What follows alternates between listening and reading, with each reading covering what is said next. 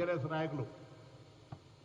నేను అడుగుతాను, మీకు నిజంగానే భారతీయ జనతా పార్టీ మీద మీ నాయకుడు మొన్న చెప్పినాడు కేటీఆర్ గారు, ఉపరాష్ట్రపతి ఎన్నికల్లో యూరియా ఇస్తే మీకు ఓటేస్తాం, యూరియా ఇవ్వకపోతే ఓటేయమని చెప్పినారు. ఇవాళ రేపు పొద్దున ఓటింగ్ ఉంది, యూరియా ఇయ్యలే.